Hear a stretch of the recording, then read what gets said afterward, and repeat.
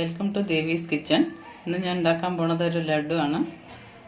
ബേസൻ്റെ ലഡു. ബേസൻ എന്ന് പറഞ്ഞാൽ ഇവിടെ കടലമാവ് ഉപയോഗിച്ച് ഉണ്ടാക്കുന്നതാണ്.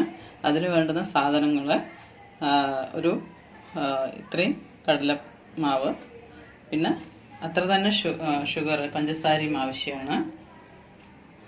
പിന്നെ അതിലേക്ക് കുറച്ച് ബദാം, അണ്ടിപ്പരിപ്പ്, പിന്നെ ഏലക്കായ, ഇത് മൂന്നും ചേർക്കേണ്ടതാണ്. പിന്നെ ഇത് നെയ്യിലാണ് നമുക്ക് കടലമാവ് നല്ലപോലെ വഴറ്റി അതിൻ്റെ പച്ചമണം മാറുന്ന വരെ വഴറ്റേണ്ടത്. അപ്പോൾ നമുക്ക് അത് നോക്കാം. ഒരു പാൻ അടുപ്പത്ത് വെച്ചിട്ട് ഷുഗറിൻ്റെ ഒരു സിറപ്പ് ഉണ്ടാക്കാം. അതിലേക്ക് കുറച്ച് വെള്ളം ഒഴിക്കണം.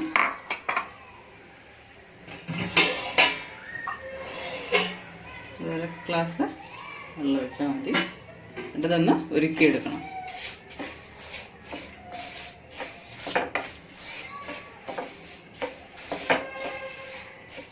കുറച്ച് സമയം നല്ലോണം ഉരുക്കാം.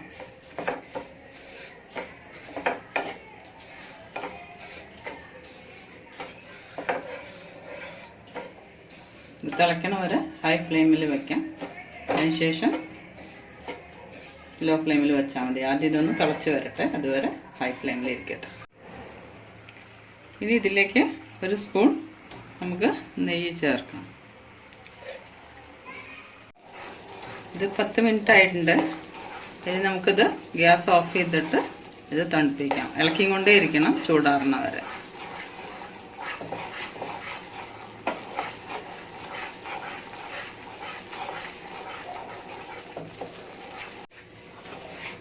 തണുത്തപ്പോൾ ഷുഗർ പഞ്ചസാര എങ്ങനെ ആയിട്ടുണ്ട്.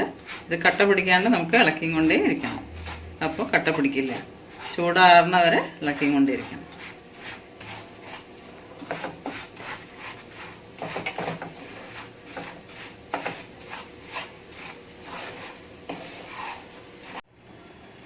ഒരു പാൻ അടുപ്പത്ത് വെച്ചിട്ട് അതിലേക്ക് നമുക്ക് ബേസൻ ഇടാം. ഇത് പച്ചമണം മാറുന്ന വരെ നമുക്കൊന്ന് നെയ്യിൽ വേണം വഴറ്റാൻ. പക്ഷെ നമുക്ക് ആദ്യം ഒന്ന് നെയ്യില്ലാണ്ടൊന്ന് വഴറ്റാം. അതിൻ്റെ ആ പച്ചമണം ഒന്ന് മാറും. പിന്നെ നെയ്യ് ഒഴിച്ചാൽ മതി കുറച്ച് കഴിഞ്ഞിട്ട്.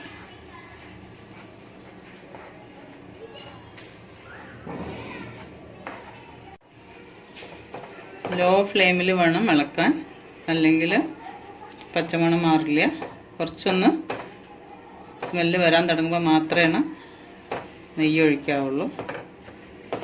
അപ്പോൾ അതിൻ്റെ ഒരു, അല്ലെങ്കിൽ ലഡു ഉണ്ടാക്കിയൊരു പച്ച ടേസ്റ്റ് വരും. പച്ച കടലമാവിൻ്റെ ഒരു ടേസ്റ്റ് വരും. അതിന് വേണ്ടിയിട്ടാണ് ആദ്യം നെയ്യില്ലാണ്ടൊന്ന് വഴറ്റിയെടുക്കണം. ഇനി ഇതിലേക്ക് നെയ്യ് ഒഴിക്കാം. നെയ്യ് അങ്ങനെ പ്രത്യേകിച്ച് അളവിൽ ഇടയ്ക്കിടയ്ക്ക് ചേർത്ത് കൊടുക്കാം. കുറവാണെങ്കിൽ അതിനനുസരിച്ച് ചേർത്ത് കൊടുക്കാം. ഞാനിവിടെ ഒരു ചെറിയ സ്പൂണിന് ഒരു 5-6 സ്പൂണ് എടുക്കുന്നുണ്ട്. പിന്നെ ഇതിൽ കുറച്ച് കളർ കിട്ടാൻ വേണ്ടിയിട്ട് നമുക്ക് കുറച്ച് മഞ്ഞൾപ്പൊടി ചേർക്കാം.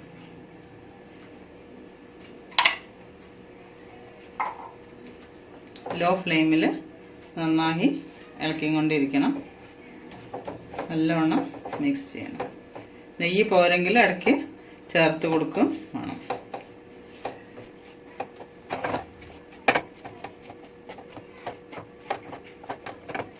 നെയ്യ് പോരാ, ഇനി ഒഴിക്കണം കുറച്ചും കൂടെ.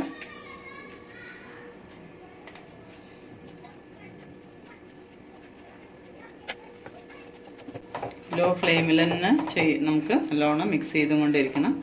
ഇല്ലെങ്കിൽ കരിഞ്ഞു പോകും അടിഭാഗം. നല്ലോണം ലോ ഫ്ലെയിമിലിട്ട് ഇളക്കിക്കൊണ്ടേ ഇരിക്കുക. നല്ലോണം അതിൻ്റെ പച്ചമണമൊക്കെ മാറിയിട്ടുണ്ട്. നെയ്യിൽ കിടന്ന് നല്ലോണം അത്. ഇനി നമുക്ക് ഗ്യാസ് ഓഫ് ചെയ്യാം. ഒന്ന് നല്ലോണം തണുക്കണം വെക്കരുത്. നമുക്ക് ഒരു പാകം കയ്യിൽ സഹിക്കാൻ പറ്റുന്ന ചൂടിൽ ഇത് പഞ്ചസാര എല്ലാം ചേർത്ത് നമുക്ക് ഉരുട്ടിയെടുക്കാം. ഇനി നമുക്ക് ഒരു പാത്രത്തിലേക്ക് മാറ്റി വയ്ക്കാം. ഒരുപാട് തണുക്കാൻ പാടില്ല. നമ്മൾക്ക് എന്നാൽ ചൂടാറും വേണം. കയ്യിൽ നമുക്ക് സഹിക്കാവുന്ന ചൂട് ഉള്ളവരെ അത് തണുക്കാൻ വയ്ക്കാം. പക്ഷെ ഒരുപാട് തണുത്തു പോരുത്. അണ്ടിപ്പരിപ്പ് ഒന്ന് ജസ്റ്റ് ഒന്ന് വറുത്തെടുക്കാം. എണ്ണയിലല്ല, വെറുതെ ക്രഷ് ചെയ്തിട്ട് ഇട്ടാൽ മതി. ഇതിൽ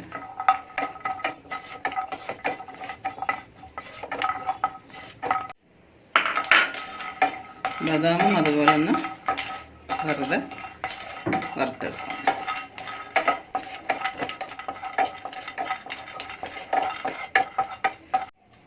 ഇതിലേക്ക് ഇലാച്ചി പൊടിച്ചത്, ഏലക്കായ പൊടിച്ചത് ചേർക്കാം. ഇത് നമ്മുടെ അണ്ടിപ്പരിപ്പും ബദാമും ക്രഷ് ചെയ്തത് ഇടാം.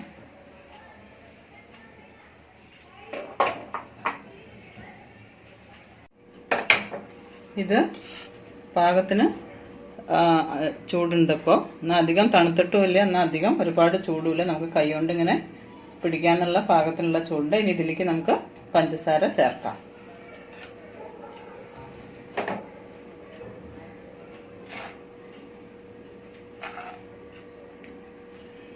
നമ്മൾ ആദ്യം സിറപ്പ് ഉണ്ടാക്കി അതിൽ ഗീയൊക്കെ ഒഴിച്ച് അത് ഡ്രൈ ചെയ്തിട്ട് കട്ടിയുണ്ടെങ്കിൽ നമുക്കൊന്ന് പൊടിച്ചെടുക്കണം.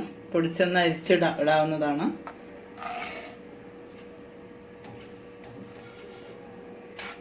ഇനി എല്ലാം കൂടി നല്ലവണ്ണം മിക്സ് ചെയ്യാം.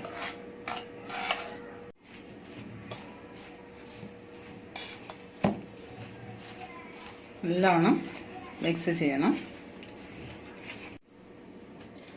കൈ കൊണ്ട് നല്ലവണ്ണം മിക്സ് ചെയ്യാം.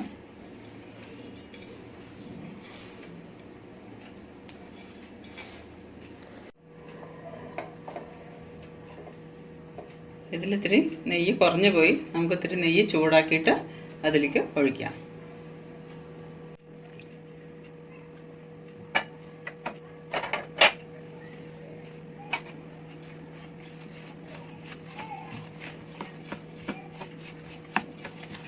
ഒഴിച്ചതിന് ശേഷം നല്ലവണ്ണം മിക്സ് ചെയ്യാം.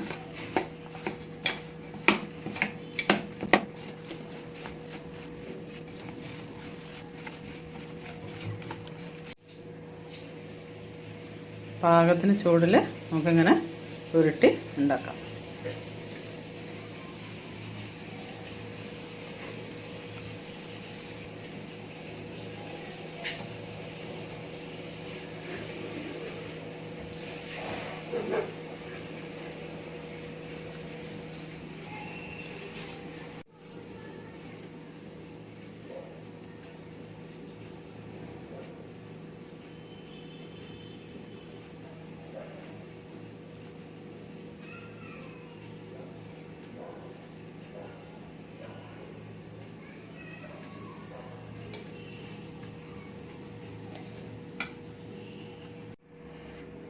ബേസൻ്റെ ലഡു റെഡി ആയിട്ടുണ്ട്. വളരെ ടേസ്റ്റിയാണ്.